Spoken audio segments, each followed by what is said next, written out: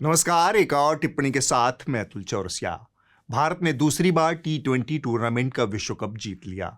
जीत के इस मौके पर पूरे देश ने आधी रात को जमकर जश्न मनाया।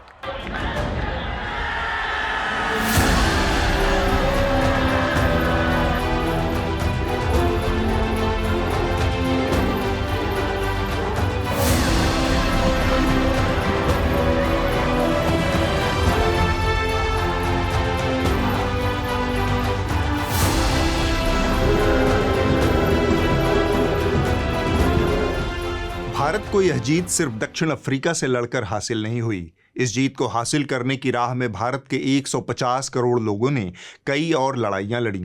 मसलन भारत को नवजोत सिद्धू और उनकी सोहबत में प्रशिक्षण प्राप्त कमेंट्री के नवांकुरों की घटिया कमेंट्री से भी पूरे टूर्नामेंट के दौरान जूझना पड़ा। लगा दे छुक्की मार दे दुक्की, लगा तो तुक्का नहीं तो तुक्की गुरु, बिना बात बिना मौके फैलाई जाने वाली उत्तेजना, गैर जरूरी शब्दावली, बेमतलब खर्च की गई लक्ष्यदार भाषा में क्रिकेट की जानकारी, उसकी बारीकियां, उसकी नफासत, उसका नैसर्गिक सौंदर्य लुप्त हो जाता है। बस बकवास में एक दूसरे से आगे निकलने की होड़ दिखती है। खुशियां ही खुशियां हो दामन में जिसके, क्यों ना खुशी से वो दीवाना हो जाए। दीवानगी की हद तक खुशी है भैया। झंडे दिए गाड़, खंबे दिए उखाड़, जो परिस्थितियों से घबरा जाए वो लौह पुरुष नहीं है। राख में रह के भी अंगारों की तरह देखना सीखो। सोने में सुगंध नहीं, गन्ने में फूल नहीं, चंदन में फल नहीं होता, राजा दीर्घजीवी नहीं होता, विद्वान के पास धन नहीं होता, किसी को मुकम्मल जहां नहीं मिलता, कहीं जमीन तो कहीं आसमान नहीं मिलता। और मैं ये मानता हूं कि आकाश की कोई सीमा नहीं, पृथ्वी का कोई तोल नहीं, साधु की कोई जात नहीं। सूर्य कुमार यादव, आज के दिन उस पल तेरा कोई तोल नहीं, कोई मोल नहीं। खटैक खटैक खटैक। देखा आपने, खटैक। इस गैर जरूरी उत्तेजना और आक्रामकता में क्रिकेट नदारद होता है। भारत में क्रिकेट कमेंट्री के उत्तर सिद्धू काल में जिन कमेंटेटरों ने पहचान बनाई है, उनकी कमेंट्री का मूल आधार है ऊंची आवाज।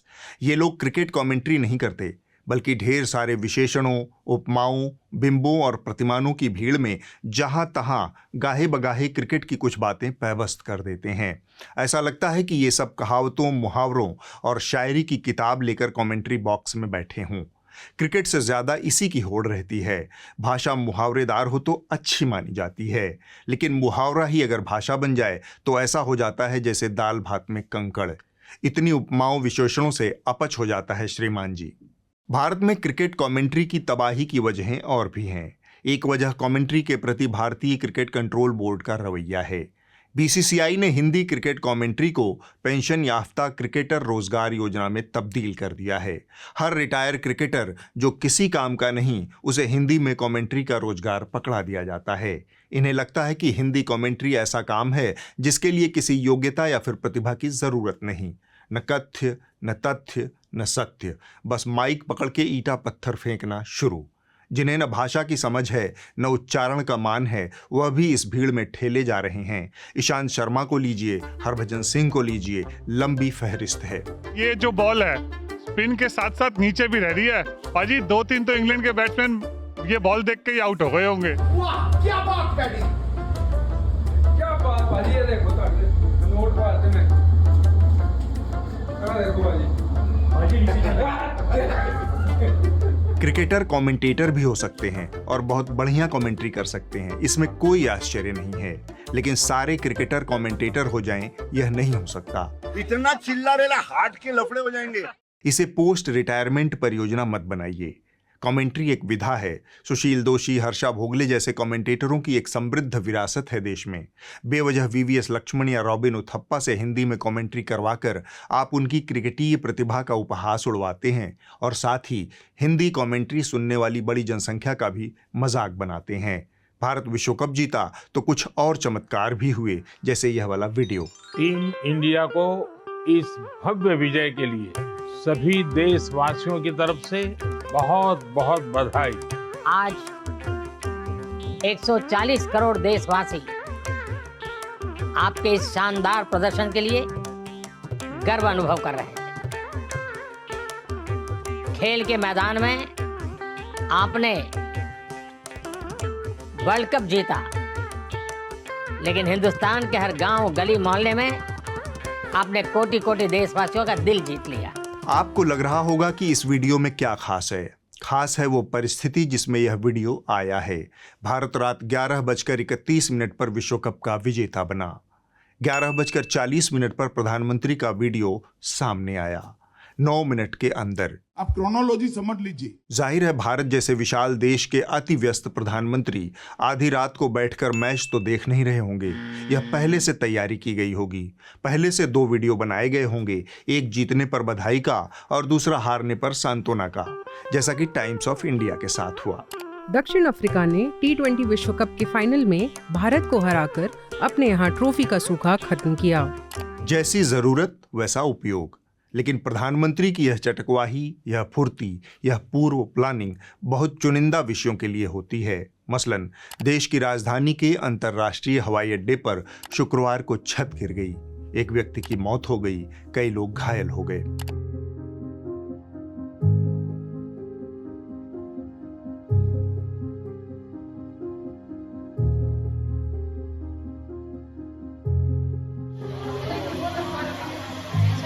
इंसाफ चाहिए। ऐसे क्यों हुआ? क्यों गलती करता है सरकार? किसी का परिवार उजाड़ता है। क्यों परिवार उजाड़ता है? मेरे 4 बच्चे, मेरे पढ़ाई लिखाई वाले, कोई कमाने वाला भी नहीं, किराए से रहती हूँ। लेकिन प्रधानमंत्री ने अभी तक इस भयावह हादसे पर कोई वीडियो, ट्वीट या फिर बयान जारी नहीं किया। पूरे देश में इस बात को लेकर थुक्का फजीहत हो रही थी।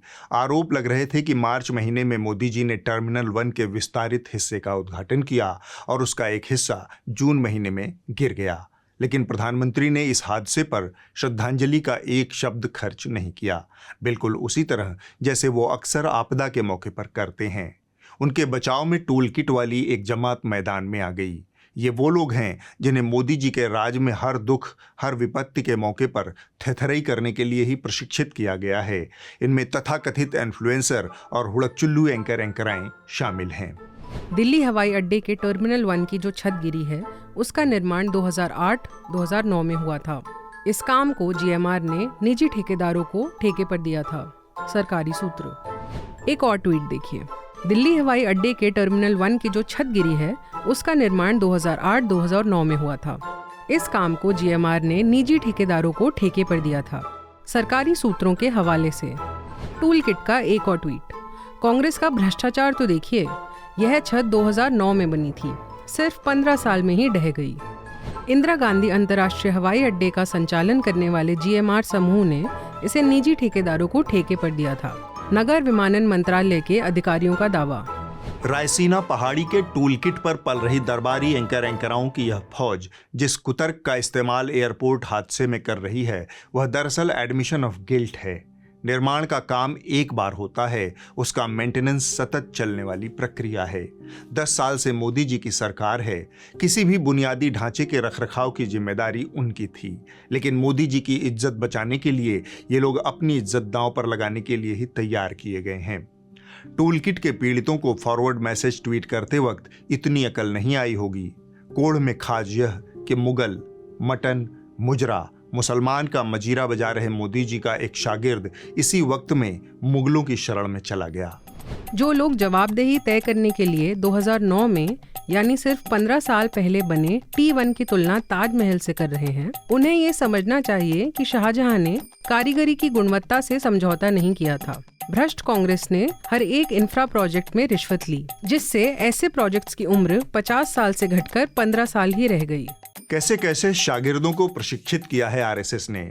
शिवाजी, राणा प्रताप, रानी लक्ष्मीबाई को छोड़कर ये मुगलों की चादर ओढ़कर मोदी जी का बचाव कर रहा है। ऐसे कैसे चलेगा? आगे भी बात चलती रहे, इसके लिए पेश है धरपकड़ न्यूज। धरपकड़ न्यूज। धरपकड़ न्यूज में आपका स्वागत है। 18 घंटे काम करने के बाद मोदी जी ने जो राष्ट्र निर्मित किया था, उसकी प्राचीरें दरक रही हैं, पुल बह रहे हैं, छतें ढह रही हैं। फीता काटना ही अगर किसी राष्ट्र की महानता और प्रभुत्व का पैमाना हो, तो बीते 10 सालों में मोदी जी ने जितने फीते काटे हैं, उस अनुपात में भारत दुनिया का सबसे विकसित और ताकतवर देश बन चुका है। अमेरिका और यूरोप हमारे आगे पानी भर रहे हैं। इस ताकत की एक झलक हमें उस वक्त भी दिखी थी जब नवंबर के महीने में ताकतवर देशों के राष्ट्राध्यक्ष दिल्ली में इकट्ठा हो रहे थे। G20 शिखर सम्मेलन के ठीक पहले 2700 करोड़ रुपए की लागत से बना भारत मंडपम तरणताल बन गया। मेहमानों से यह अपेक्षा की गई कि वो तैरते हुए सम्मेलन में आएं और तौलिया से सुखाते हुए वापस जाएं। अब दावा किया जा रहा है कि बारिश की वजह से भारत मंडपम के परिसर में भी पानी भर गया है। जी हां, वही भारत मंडपम जिसमें G20 सम्मेलन का आयोजन हो रहा है। G20 के सदस्यों की मेहमान नवाजी के लिए बनाए गए भारत मंडपम की तस्वीरें सोशल मीडिया पर वायरल हो रही हैं, जिसमें चारों तरफ पानी ही पानी भरा नजर आ रहा है। 2700 करोड़ रुपए खर्च करके नाली निकासी की व्यवस्था करना मोदी जी भूल गए। इस परिसर का उद्घाटन माननीय मोदी जी ने बस कुछ ही दिन पहले ड्रोन उड़ाकर किया था।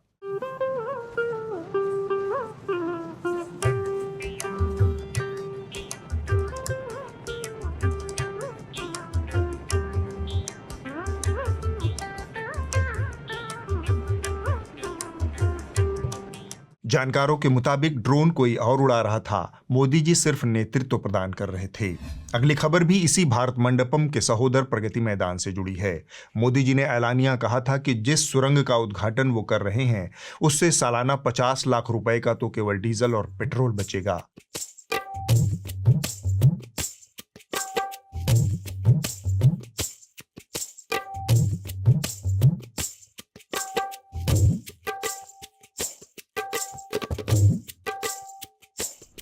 दिल्ली के लोगों का समय बचेगा, गाड़ियों का ईंधन बचेगा।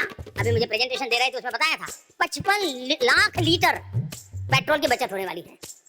यानी ये नागरिकों के जेब में पैसे बचने वाले हैं। और फिर नालायक बरसात हो गई, सुरंग को बंद करना पड़ गया। 50 लाख रुपए का पेट्रोल डीजल बचा या नहीं, यह हिसाब अभी तक नहीं हो पाया। लेकिन 777 करोड़ रुपए जिस सुरंग के निर्माण पर मोदी जी ने खर्च करके राष्ट्र को समर्पित किया था, उस सुरंग की संरचना में तकनीकी खराबी है। इसमें ढांचागत दिक्कतें हैं जो दुर्घटना को दावत दे रही हैं। प्रगति मैदान सुरंग के पूरा होने में देरी और इसके रखरखाव में लापरवाही के कारण संरचना में बड़ी दरारें आ गई हैं। PWD अधिकारी ने कहा कि सुरंग वर्तमान में यात्रियों के लिए सुरक्षित नहीं है और इसके बड़े पैमाने पर सुधार के बिना मरम्मत नहीं किया जा सकता। पिछले हफ्ते जिस बरसात की चपेट में दिल्ली हवाई अड्डे के टर्मिनल नंबर 1 की छत गिरी थी, उसी दिन से प्रगति मैदान की उस सुरंग का एक बड़ा हिस्सा फिर से बंद पड़ा है, क्योंकि सुरंग में पानी भर गया है। और यह खबर टूलकिट गिरोह के सदस्यों ने आप तक पहुंचने नहीं दी। धरपकड़ न्यूज में अगली खबर प्रभु श्री राम की नगरी अयोध्या से है।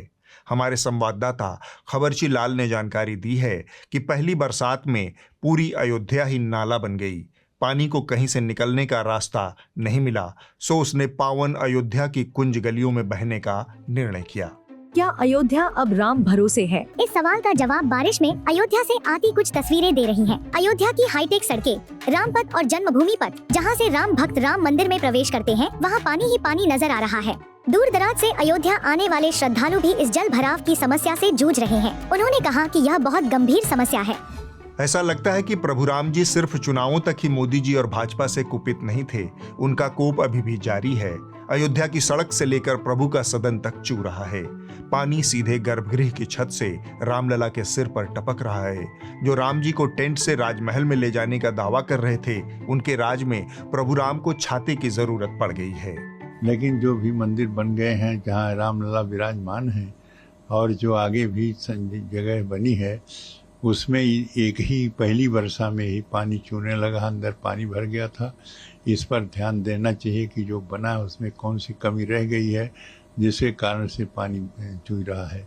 इस पर जो बना है उस पर भी ध्यान देना चाहिए। समस्या यह नहीं कि रामलला की छत से पानी टपक रहा है, बात यह है कि खचिया भर भर कर जो फर्जी विकास अयोध्या में बीते कुछ सालों से बहाया जा रहा था, उसका मलबा सरकार के गले में कहीं फंस गया है। अगर आपको याद ना हो तो यह वीडियो देखिए, कैसे 6 महीने पहले तक अयोध्या में विकास हेलमहेल हुआ था।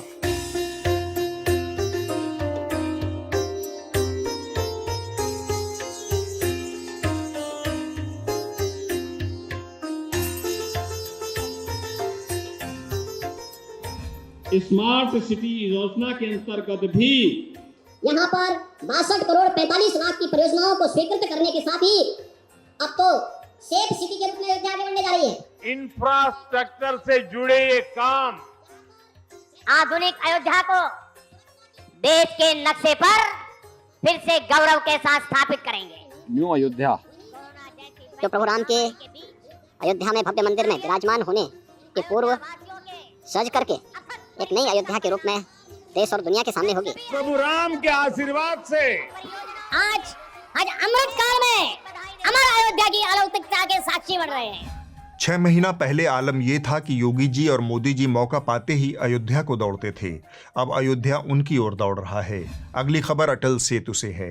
मोदी जी ने बड़े ढोल नगाड़े के साथ खाली पड़ी सड़क पर रैंप वॉक किया था। अगर याद हो, समंदर की अथाह लहरों को हाथ हिलाकर उन्होंने इसी साल जनवरी महीने में इस सेतु को राष्ट्र को समर्पित किया था।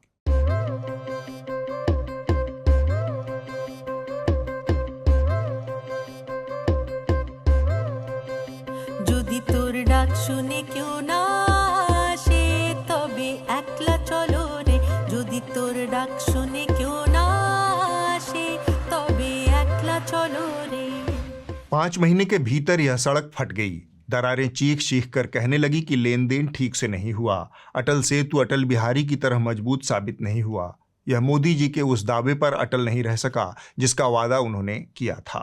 ये हमारे उस संकल्प का भी प्रमाण है कि भारत के विकास के लिए हम समंदर से भी टकरा सकते हैं, लहरों को भी चीर सकते हैं। मोदी जी कुछ कह रहे थे और अटल सेतु ये कहकर चीखने लगा। इसे मुंबई और महाराष्ट्र की नई पहचान बताया गया। देखिए क्या हालत है।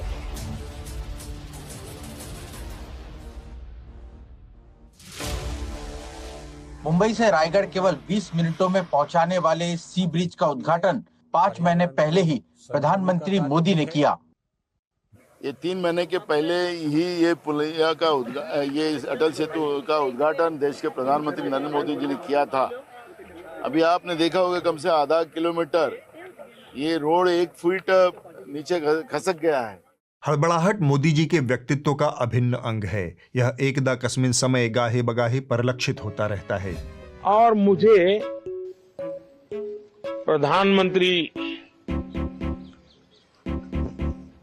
डेजिग्नेटेड के रूप में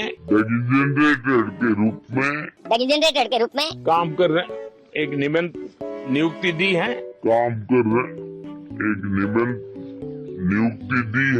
भारतीयों का टैलेंट जिस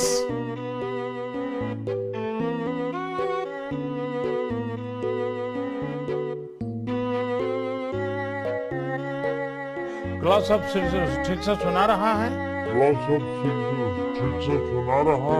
उन्हें सुनाई दे रहा है, मुझे तो लौकाई भी दे रहा है। इसी हड़बड़ाहट में धरपकड़ संवाददाता ने अगली खबर उत्तर प्रदेश के पूर्वांचल एक्सप्रेसवे से भेजी है। मोदी जी ने बड़ी हड़बड़ाहट में इस एक्सप्रेसवे का उद्घाटन किया था। बटन दब गया और बटन दबने के साथ ही शिलापट का अनावरण। उत्तर प्रदेश की नई तस्वीर का आईना पूर्वांचल एक्सप्रेसवे। इस पूर्वांचल एक्सप्रेसवे के उद्घाटन की इतनी हड़बड़ी थी कि मोदी जी ने उत्तर प्रदेश के मुख्यमंत्री योगी आदित्यनाथ को पैदल ही कर दिया था।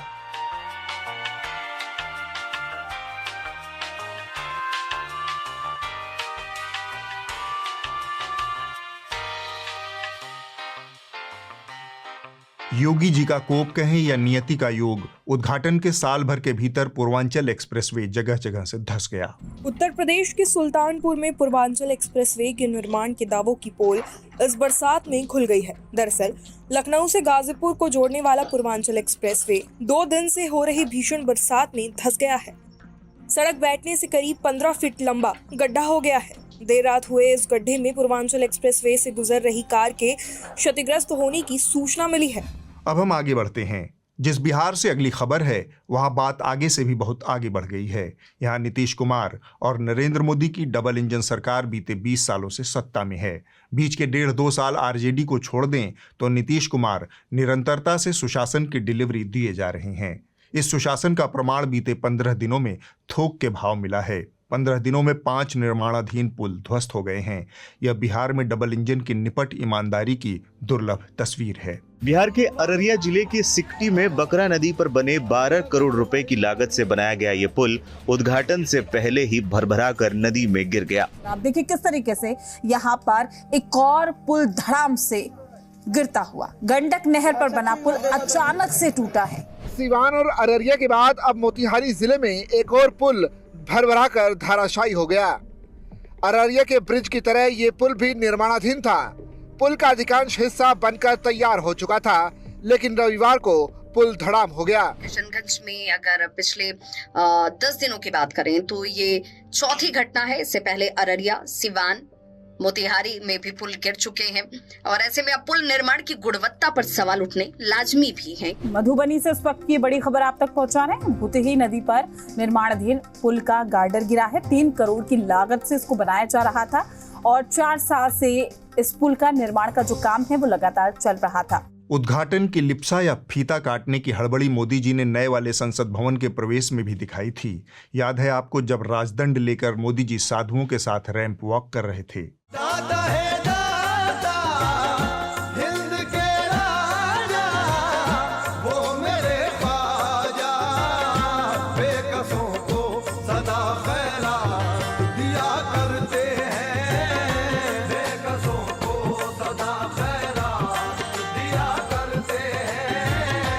गौरतलब है कि संसद के नए भवन का उद्घाटन प्रधानमंत्री नरेंद्र मोदी ने 2023 के मई महीने में किया था, लेकिन 2 महीने बाद जुलाई में संसद का मानसून सत्र संसद के पुराने भवन में ही करना पड़ा। इस बाबत सरकार ने कोई खास जानकारी नहीं दी कि ऐसा क्यों हुआ, लेकिन लोकसभा के एक सांसद हैं हनुमान बेनीवाल, उन्होंने थोड़ी जानकारी देश के सामने रख दी। नई वाली संसद के भवन में बारिश का पानी भर गया था। देश की जनता का पैसा खर्च किया, मीटिंग नहीं करा पा रहे हो, क्या कारण रहे? पानी भर गया, इससे बड़ा दुर्भाग्य क्या होगा? ये किसने कहा पानी भर गया? मैंने कहा नहीं, पानी भर गया पार्लियामेंट के अंदर। 1200 करोड़ रुपए की लागत से बने नए संसद भवन में फिर से नाली निकासी बनाना मोदी जी भूल गए। इसलिए 2023 में संसद का मानसून सत्र पुराने भवन में हुआ। दिन रात एक करके मोदी जी ने यह विश्वस्तरीय इंफ्रास्ट्रक्चर देश को समर्पित किया है। बनारस से लेकर अमृतसर तक, उज्जैन से लेकर दिल्ली तक देश में गुजराती ठेकेदारों की चर्चा है। देश की सभी इमारतें सतरंगी झालरों से शाम होते ही जगमगाने लगती हैं। इस बदसूरत लाइट में भी किसी ठेकेदार की किस्मत चमकाई जा रही है। आप इसे देश का विकास नहीं मानते तो मत मानिए। अगले 5 साल आपको इसी तरह का विकास प्लेट में सजा कर मिलेगा। धरपकड़ न्यूज में खबरें समाप्त हुई। नमस्कार।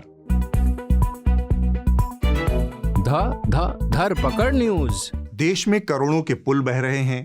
एयरपोर्ट, रेलवे स्टेशन, मंदिर, एक्सप्रेसवे सब बहे जा रहे हैं। विश्वस्तरीय शहरों की सड़कें पानी में गोते लगा रही हैं। 10 साल हो गए स्मार्ट शहरों का झुंझुना जस का तस बजे जा रहा है। क्यों न हमारे देश में 100 नए शहर बने, आधुनिक शहर बने, वॉक टू वर्क कंसेप्ट के रूप में बने, स्मार्ट सिटी बने। किसी को नहीं पता कि यह झुंझुना कब तक बजेगा। यह दरअसल पतीले का एक चावल है जिससे आप पूरे देश का सूरत हाल समझ सकते हैं। जो चल रहा है वो कैसे चल रहा है, मैं एक संपादक के उदाहरण से इसे समझाने की कोशिश करता हूँ। यह सिर्फ उदाहरण है, इसका दूर दूर तक किसी संपादक या सत्य से लेना देना नहीं है। अगर किसी संपादक से कोई साम्य स्थापित होता है तो यह विशुद्ध रूप से परिस्थितियों का दुर्लभ संयोग माना जाए। तो हिंदी के एक प्रकांड संपादक हुए पंडित तेजोमय अभिराम सत्यान्वेशी विष्णुकांत शास्त्री। जैसा कि नाम से ही विदित है, प्रकांड पंडित थे, इसलिए ज्ञान पर उनका एकाधिकार था। पंडित जी अखबार निकालते थे। अखबार का नाम था तेजोमय।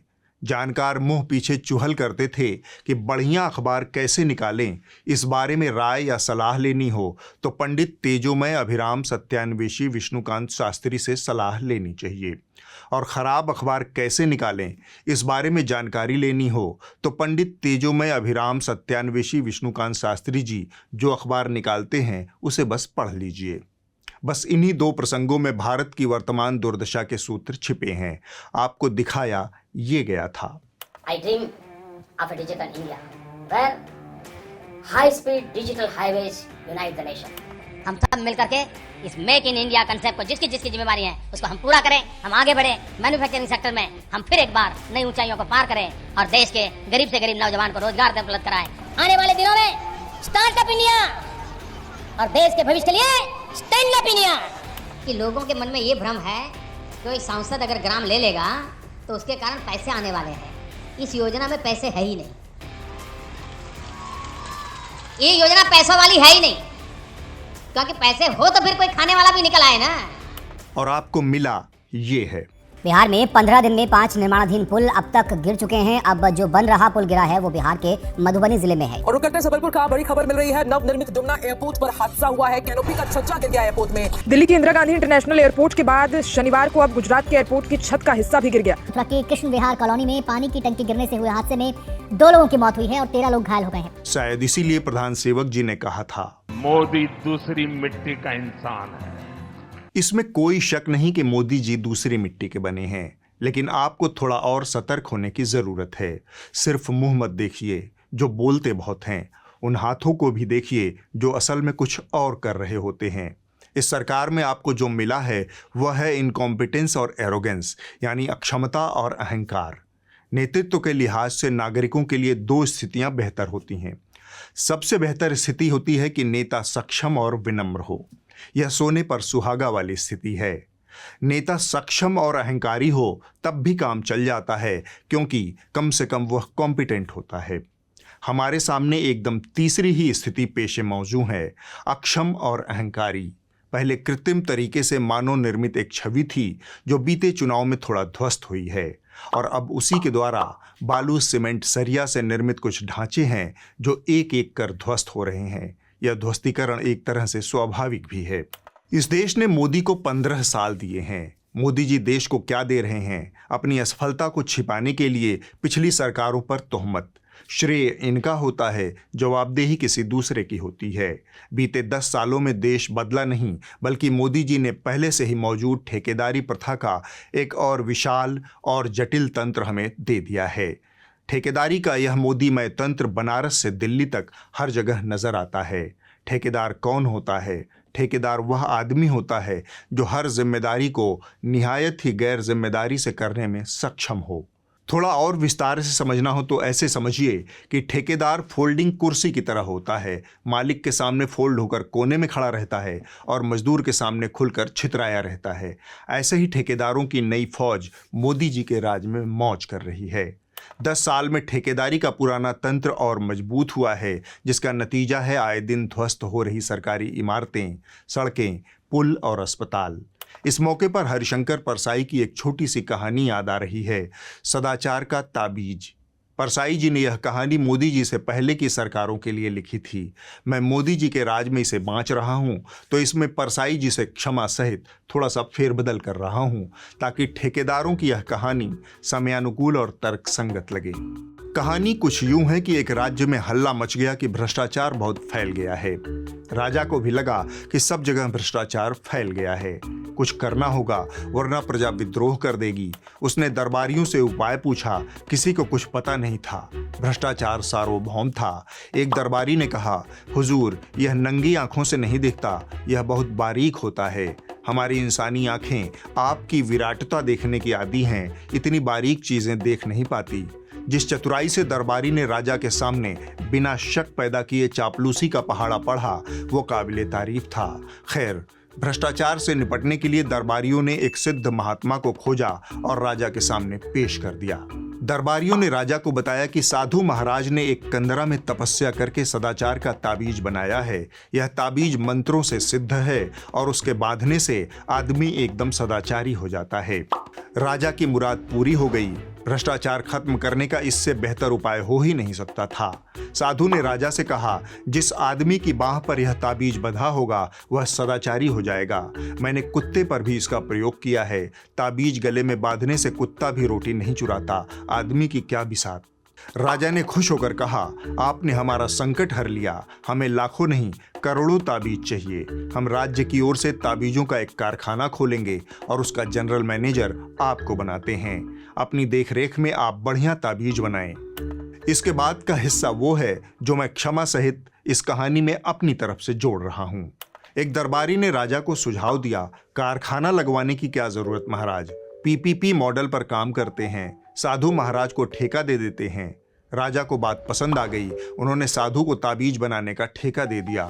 लगे हाथ राज्य में ताबीज रेगुलेटरी अथॉरिटी नाम से एक नया विभाग खोल दिया गया। इसका काम था उत्पादन से लेकर वितरण, उपयोग और ताबीज की गुणवत्ता पर निगरानी रखना।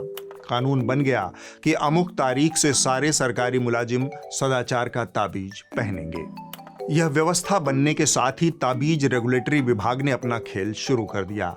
विभाग के मंत्री ने साधु से कहा, ठेका तो आपको मिल गया, पर कच्चा माल कहां से आएगा? साधु ने ताबीज के लिए जरूरी कच्चे माल के सामान की एक लिस्ट मंत्री को दिखाई। मंत्री ने कहा, आपको लागत पर एक मुश्त 10% मुनाफा मिलेगा, कच्चे माल की सप्लाई हमारा साला करेगा। साधु ने कहा, ठीक है। इसके बाद सवाल उठा कि बने बनाए ताबीज का वितरण कैसे होगा। मंत्री ने उसका भी रास्ता निकाला। पूरे राज्य में एक होलसेल डिस्ट्रीब्यूटर होगा, जाहिरन उसका प्रति ताबीज 20% कमीशन होगा। यह डिस्ट्रीब्यूटर मंत्री जी का बेटा होगा। उसका काम होगा हर नगर, शहर, गांव, मोहल्ले में ताबीज वितरण केंद्र खोलना। यह भी पीपीपी मॉडल पर ही आधारित होगा। मंत्री जी के बेटे को 5 लाख नगद देकर कोई भी ताबीज वितरण केंद्र खोल सकता है। शर्त यह होगी कि किसी मोहल्ले, गांव या फिर नगर में एक ही वितरण केंद्र होगा। इस तरह मंत्री जी का बेटा ताबीज वितरण केंद्र से पैसा बनाने लगा। और इसकी अंतिम कड़ी वे सारे सरकारी अधिकारी कर्मचारी थे जिन्हें सदाचार का ताबीज पहनना था। इसकी निगरानी के लिए मंत्री जी ने एक उड़ाका दल का गठन किया। इस उड़ाका दल के सदस्यों की नियुक्ति इस समझौते पर आधारित थी कि वो मासिक 1 करोड़ रुपया मंत्री जी तक पहुंचाएंगे। उड़ाका दल के कर्मी गाहे बगाहे सरकारी दफ्तरों में छापा मारते, उन कर्मचारियों को पकड़ते जिन्होंने सदाचार का ताबीज नहीं पहन रखा था, उनसे मनमाना वसूली करते, मंत्री जी का हिस्सा पहुंच जाता। धीरे धीरे यह व्यवस्था इतने ठोस तरीके से स्थापित हुई कि कोई भी कर्मचारी सदाचार का ताबीज नहीं पहनता था। वो सीधा महीने की तनख्वाह से एक तयशुदा रकम उड़ाका दल वालों को दे देता और सदाचार का ताबीज पहनने से मुक्त रहता और मनमाने तरीके से घूस लेता। इस तरह राजकाज पूर्ववत जारी रहा। भ्रष्टाचार का एक नया समानांतर तंत्र स्थापित हो गया। पहले से मौजूद भ्रष्टाचार में बस एक नई तह जुड़ गई। राजा को यह भ्रम बना रहा कि उसके राज्य से भ्रष्टाचार का समूल नाश हो गया है। मोदी जी ने आते के साथ ही ऐसा ही सदाचार का एक ताबीज पूरे देश को पहनाया था। न खाऊंगा न खाने दूंगा। फिलहाल देश में न खाने वालों की कमी है, न खिलाने वालों की कमी है। अगर भरोसा नहीं हो रहा तो 6 महीने पहले बने अयोध्या की ये तस्वीरें एक बार फिर से देख लीजिए।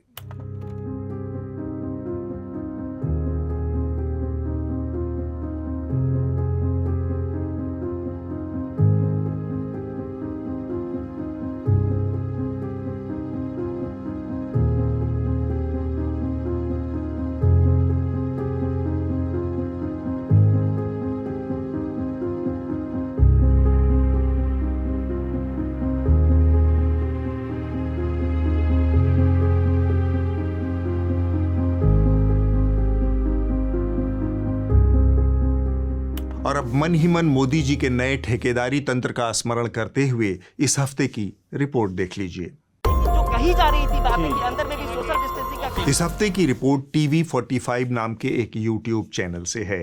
यह रिपोर्ट झारखंड के पलामू जिले में केंद्र सरकार की नल जल योजना में चल रहे भ्रष्टाचार की पोल खोलती है। यहाँ भी ठेकेदार ने पानी की टंकी खड़ी करके योजना का पैसा उठा लिया, पानी ग्रामीणों तक कभी पहुंचा ही नहीं। तो नल जल योजना के पूरा चौपट है। यही नहीं चपरना नहीं, पूरा विधानसभा में चौपट है। कहीं नल जल योजना सही नहीं है।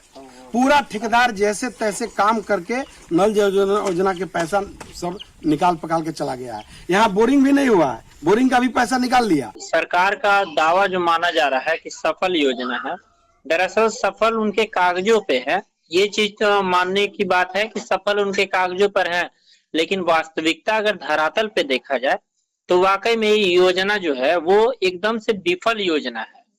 मतलब जहां नल है वहां जल नहीं, जहां जल है वहां नल नहीं। सब्सक्रिप्शन आधारित मीडिया ही पत्रकारिता को विज्ञापन के चंगुल से आजाद रख सकता है। न्यूज लॉन्ड्री का सब्सक्रिप्शन पत्रकारिता को आजाद रखने का सबसे बढ़िया जरिया है।